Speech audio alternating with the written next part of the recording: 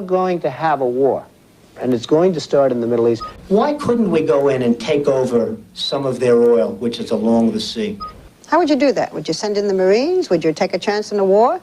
Let them have Iran. You take their oil. That's what Well, how? How? I mean, do we want a war? What do You we go mean we in, take their oil? You go in. You're How going to have do a we war, go Barbara. in? You're going to have a war by being weak. Okay, how do we go in? What do we do? Excuse me. Yeah. You're going to have a war, and it's going to start in the Middle East. What if the Soviet Union said, you do this to Iran, we're going to come in? I don't believe they'd do it. The next time Iran attacks this country, go in and grab one of their big oil installations, and I mean grab it and keep it, and get back your losses, because this country has lost plenty because of Iran. 1987 Trump കൊടുത്ത ഒരു അഭിമുഖത്തിൻ്റെ പ്രസക്തമായ ഭാഗങ്ങളാണ് നിങ്ങൾ ഈ കണ്ടത്.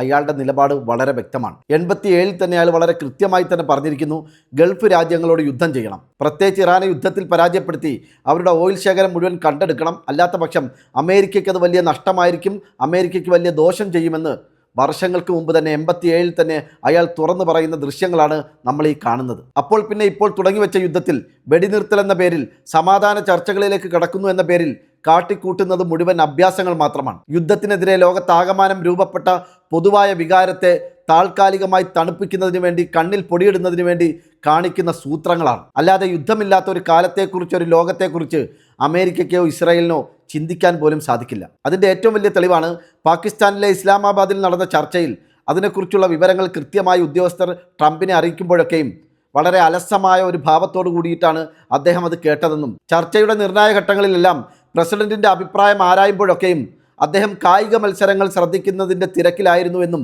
പുറത്തു വന്ന റിപ്പോർട്ടുകളിൽ കാണുന്നു. മാത്രവുമല്ല, ഈ ചർച്ചയുമായി ബന്ധപ്പെട്ട് ഒരിക്കലും ഇസ്രായേൽ എവിടെയും സഹകരിച്ചിട്ടുമില്ല.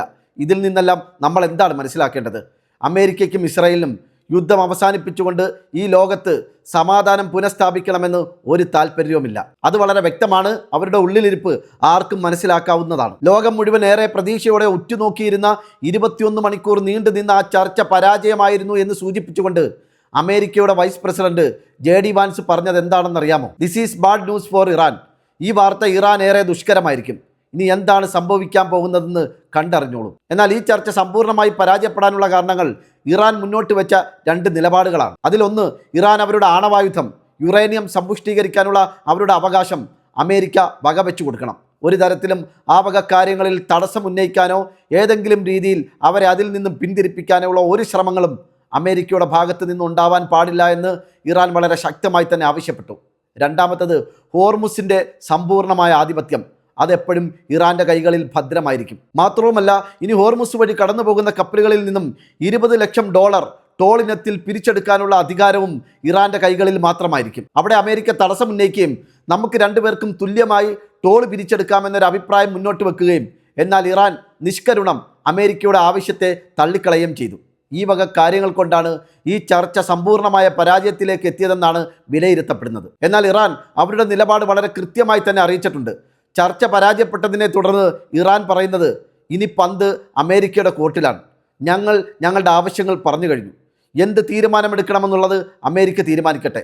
ഏതായാലും യുദ്ധം തുടങ്ങാനാണെങ്കിലും നിർത്താനാണെങ്കിലും ഞങ്ങൾ എപ്പോഴേ റെഡിയാണെന്നാണ് ഇറാൻ്റെ പക്ഷം. ഇതിനിടയിൽ പ്രാദേശിക മാധ്യമങ്ങളുടെ ചില റിപ്പോർട്ടുകൾ പുറത്തു വന്നിട്ടുണ്ട്. അതിൽ പറയുന്നത്, അമേരിക്കയും ഇസ്രായേലും ഏതാണ്ട് 30,000-ൽ പരം തവണയാണ് ഇറാൻ്റെ വിവിധ ഭാഗങ്ങളിൽ മിസൈലുകളും ബോംബിങ്ങുകളും നടത്തിയത്. എന്നിട്ടും പാലം കുലുങ്ങിയാലും കേളം കുലുങ്ങില്ല എന്നൊരു മനോഭാവത്തിലാണ്, ഒരു നിലപാടിലാണ് ഇറാൻ ഇപ്പോഴും ഉള്ളത്. അതിൻ്റെ കാരണം കുറച്ച് ദിവസങ്ങൾക്ക് മുമ്പ് തന്നെ പുറത്തു വന്ന അമേരിക്കയുടെ ഇൻ്റലിജൻസ് റിപ്പോർട്ടിൽ തന്നെ അതിൻ്റെ കാരണങ്ങൾ വ്യക്തമായി പറയുന്നുണ്ട്.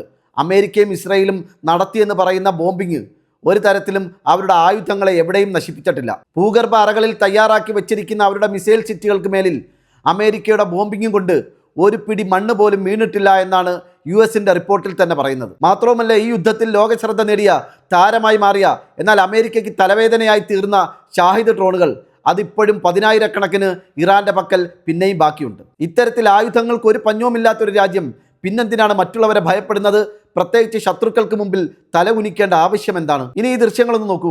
കഴിഞ്ഞ മണിക്കൂറുകളിൽ ട്രംപ് അവകാശപ്പെട്ടിരുന്നു തങ്ങളുടെ 2 കപ്പലുകൾ ഹോർമുസ് കടലിടുക്ക് സുഗമമായി മുറിച്ചു കടന്നുവെന്ന്. അതിന് ഇറാൻ പറഞ്ഞ മറുപടി, അത്തരത്തിൽ ശത്രു രാജ്യങ്ങളുടെ ഒരു കപ്പലുകളും ഹോർമുസ് കടലിടുക്ക് വഴി ഇതുവരെ മുറിച്ചു കടന്നിട്ടില്ല. അങ്ങനെ കടക്കാൻ ശ്രമിച്ചാൽ കുഴിബോംബുകൾ എവിടെയൊക്കെ ഉണ്ട്, എപ്പോഴൊക്കെ പൊട്ടിത്തെറിക്കുമെന്ന് തങ്ങൾക്ക് പോലും അറിയില്ല എന്നാണ് ഇറാൻ പറഞ്ഞിരിക്കുന്നത്. ഇറാന്റെ നാവികസേന ഹോർമുസ് കടലിടുക്കിൽ പരിശോധന നടത്തുന്നതിൻ്റെ ദൃശ്യങ്ങളാണ് നിങ്ങൾ ഈ കാണുന്നത്. അതോടൊപ്പം ഈ കാണുന്ന ദൃശ്യങ്ങൾ ഏറ്റവും പുതിയതാണ്.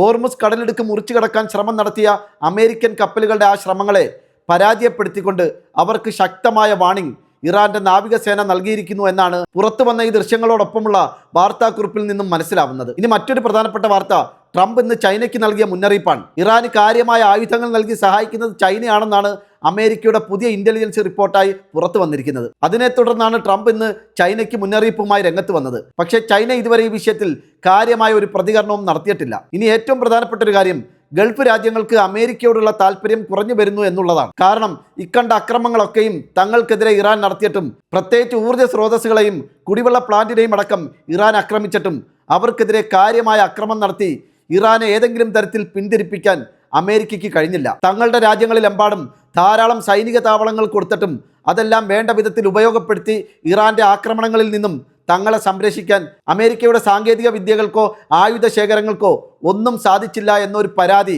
അതിശക്തമായ പ്രതിഷേധം ഗൾഫ് രാജ്യങ്ങൾക്കിടയിൽ, നേതൃത്വങ്ങൾക്കിടയിൽ പുകയുന്നുണ്ട്. ഇങ്ങനെയാണെങ്കിൽ അമേരിക്കയേക്കാൾ ഭേദം ചൈനയോ റഷ്യയോ കൂട്ടുപിടിക്കുന്നതാണ് എന്നൊരു പൊതുവായ സ്വരവും ഗൾഫ് രാജ്യങ്ങൾക്കിടയിൽ നിന്നും ഉയരുന്നുണ്ട് എന്നാണ് മനസ്സിലാവുന്നത്. ഏതായാലും യുദ്ധം അവസാനിക്കാൻ പോകുന്നില്ല എന്ന സൂചനകളാണ് ഇപ്പോൾ പുറത്തു വരുന്നത്. അതിൻ്റെ കാരണം, ഈ യുദ്ധം അവസാനിപ്പിക്കാൻ ഇസ്രായേലിന് താല്പര്യമില്ല. ഇസ്രായേലിൻ്റെ 7ാമത്തെ സംസ്ഥാനമായിട്ടാണ് പലരും അമേരിക്കയെ വിലയിരുത്തുന്നത്. അതിൻ്റെ കാരണം, അമേരിക്കയിൽ അത്രത്തോളം ശക്തമായ, അമേരിക്കയ്ക്ക് നിഷേധിക്കാൻ കഴിയാത്ത ഒരു ഇസ്രായേൽ ലോബി അവിടെ വർക്ക് ചെയ്യുന്നുണ്ട്. ആ ലോബി പ്രധാനമായും പ്രവർത്തിക്കുന്നത് മാധ്യമരംഗത്താണ്. അതുകൊണ്ട് തന്നെ അമേരിക്കയുടെ പൊതുവായ വികാരത്തെ സ്വാധീനിക്കുന്ന വാർത്തകൾ പടച്ചുവിടുന്നത് ഈ ഇസ്രായേൽ ലോബിയാണെന്നുള്ളത് അവിടുത്തെ പരസ്യമായ രഹസ്യമാണ്. മാത്രവുമല്ല, അമേരിക്കയുടെ വിദേശ നയം, ഇന്റലിജൻസ് വിവരങ്ങൾ തുടങ്ങിയ കാര്യങ്ങളിലൊക്കെയും അമേരിക്കയും ഇസ്രായേലും കാര്യമായി സഹകരിക്കുന്നുണ്ട് എന്നുള്ളതും ഒരു വസ്തുതയാണ്. ഇനി ഏറ്റവും പരമപ്രധാനമായ കാര്യം, അമേരിക്ക മിഡിൽ ഈസ്റ്റിൽ നടപ്പിലാക്കുന്ന അവരുടെ നയങ്ങൾ യഥാർത്ഥത്തിൽ അത് ഇസ്രായേലിൻ്റെ താല്പര്യങ്ങൾക്കനുസരിച്ചുള്ളതാണ്. ഇത് പൊതുവായ ഒരു സത്യമാണ്. അപ്പോൾ പിന്നെ അഖണ്ഡ ഇസ്രായേൽ രൂപീകരിക്കാൻ വർഷങ്ങളായി കാത്തിരിക്കുന്ന, അതിനുവേണ്ടി പണിയെടുക്കുന്ന ഇസ്രായേലിന് മിഡിൽ ഈസ്റ്റ് ആകെ യുദ്ധക്കളമാക്കി നിലനിർത്തിയേ പറ്റൂ. അതുകൊണ്ട് യുദ്ധത്തിന് താല്പര്യമില്ലെങ്കിലും വീണ്ടും കച്ചമുറുക്കി യുദ്ധത്തിലേക്ക് ഇറങ്ങാൻ ഇറാനെ അക്ഷരാർത്ഥത്തിൽ നിർബന്ധിക്കുകയാണ്.